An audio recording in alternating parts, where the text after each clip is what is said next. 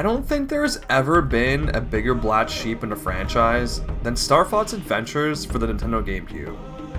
When it was released in 2002, it was generally well received by critics, with the game sporting an 82% on Metacritic. But the fans, they never really seemed to warm up to the game, and honestly, it was pretty obvious as to why. It was a good game, but it wasn't a good Starfox game.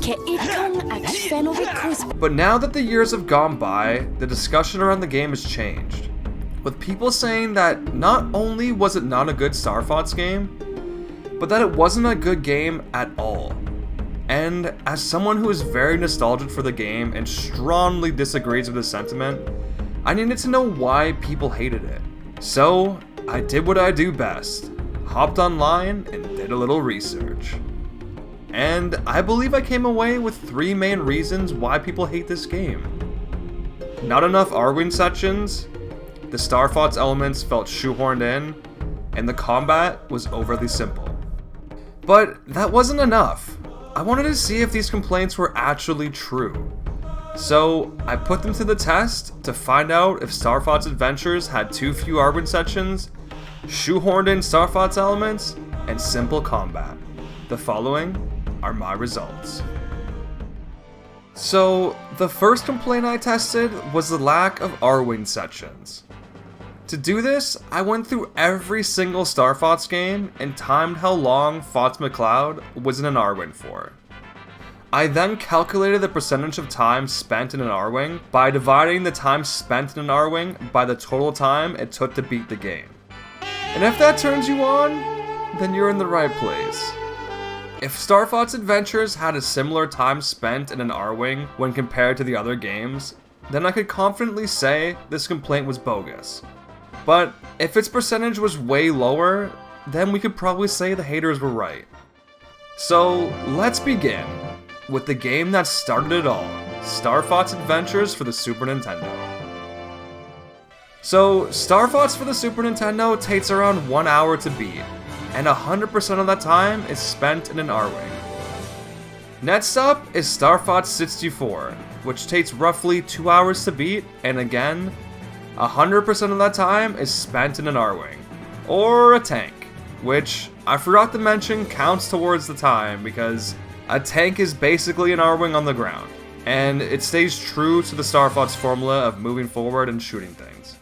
Starfox Assault takes 2 hours and 30 minutes to finish, with around 49 of those minutes spent in an Arwing, which comes to only 32% of the game being played in an Arwing. Starfox Command is 1 hour and 30 minutes long, with 44% of that time spent in an Arwing. Starfox Zero has you spending 88% of its total playtime in an Arwing or a tank. The only time that wasn't counted towards this total was the drone sections, which I felt were too different from the regular Starfox formula to be included. Starfox 2 is basically the same as Starfox 1, 45 minutes to beat, and 100% of that time is spent in an Arwing. And finally, we've come to Starfox Adventures. Starfox Adventures takes 13.5 hours to beat, and only 21 of that 13.5 hours are spent in an Arwing. 21 minutes. That's 2.6% of the total game spent in an Arwing. The only time you actually do it is when you travel to different planets, and strangely enough, all of these sections are the exact same length. No matter what planet you're traveling to, they are all 1 minute and 10 seconds long, which is probably why all these sections feel so familiar. There's also a boss fight against Andros and this section with Crystal, but that's it. That's every time you get into an Arwing in Starfox Adventures. So yeah, I would say this criticism is valid. So next up is the complaint that the Starfox sections are shoehorned in, and that's because they are. If you're watching this video, you probably already know this, but Starfox Adventures wasn't always Starfox Adventures. Throughout most of its development, it was a game called Dinosaur Planet, originally meant for the N64. It was supposed to star a young fox named Saber, and the foxy girl we all know and love, Crystal. The player was meant to swap between the two characters using swap stones, which eventually turned into warp stones seen in Starfox Adventures. As development continued on the game, Nintendo noticed similarities between Saber and its own mascot, Fox McCloud, and basically decided, hey, this is a Starfox game now. Which obviously put Rare in a difficult position, as Dinosaur Planet wasn't designed to be a Starfox game. The story wasn't meant to include the Starfox cast, so if you ever wondered why you play as Crystal at the start of the game, and then don't see her again until the end, or why General Scales is the main villain throughout most of the game, and is randomly replaced by Andros at the end, this is why. It's also why the Arwing sections feel so rushed and out of place in this game. They were put in last minute, and the engine created for Dinosaur Planet wasn't meant to accommodate gameplay like this. So the criticism of Starfox element being shoehorned into the game is a legit one, because they literally were. Reason number 3, the combat is overly simple. So for this one I took a look at 2 other games in the action-adventure genre, The Legend of Zelda Wind Waker and Okami, and then compared the combat in those 2 games to the combat in Starfox Adventures. To do this, I examined the combat systems in all 3 games and counted the number of unique actions you could perform in each game's combat system. I figured the more unique actions, the more complex the combat system.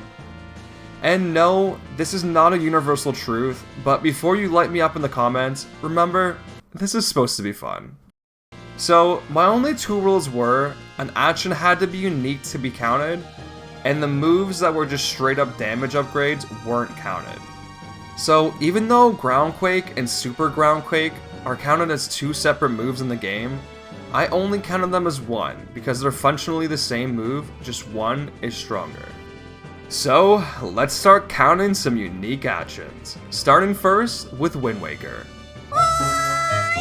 Wind Waker has the horizontal slash, vertical slash, thrust, spin attack, quick spin attack, parry, hurricane spin, shield block, backflip, side flip, jump slash, grappling hook, magic armor, hero's bow, boomerang, Deku Leaf, hookshot, skullhammer, bombs, mirror shield, and enemy weapons, which I counted as 1 because they all function the same. So 21 in total. Next up is Okami. Okami has 4 dojo moves: Fleetfoot, Golden Fury, Digging Champ, and Holy Falcon. 13 celestial brush techniques: Power Slash, Bloom, Vine, Cherry Bomb, Water Sprout, Gale Storm, Inferno, Veil of Mist, Thunderstorm, Blizzard, Fireburst, Whirlwind, and Deluge. It also has 3 weapons: Rosary, Glaive, and Reflector, and their sub-moves, which count for 6 in total. And finally, it finishes off with Godhood. So 25 in total. Now, we've come to Starfox Adventures. Starfox Adventures has the Staff Block, Roll, 4 basic attacks that change depending which direction you hold, 3 staff abilities, Firebolt, Ice Blast, and Groundquake, and 1 tricky ability, which is Flame, for 10 in total. And if you're thinking 10 doesn't seem like a lot, you're right. It's not. It's really not. And what makes it worse is that Starfox Adventures doesn't actually require you to use these moves in combat. Almost every enemy in the game can be killed just by spamming the A button. It doesn't matter what direction you hold or what staff ability you use, they all die the same way. In Wind Waker and Okami, certain enemies will require you to use unique moves to defeat them. This adds a layer of depth and strategy to the combat that Starfox Adventures just doesn't possess. So not only does it have a small pool of unique moves, Starfox Adventures doesn't even require you to use them. So with those facts alone, I'm calling this one valid. Reason number 4. Tricky is a little bitch. So my intention in this video was not just to dump all over Starfox Adventures, it was to highlight the reason the game is so divisive in the Starfox community. Limited Arwing sections, shoehorned in Starfox elements, and simple combat really made this feel like a Starfox game that wasn't a Starfox game. And that's okay, because for people like myself who love the game, those things don't matter. But for people who do care, you could say those were the reasons why people hate Starfox Adventures.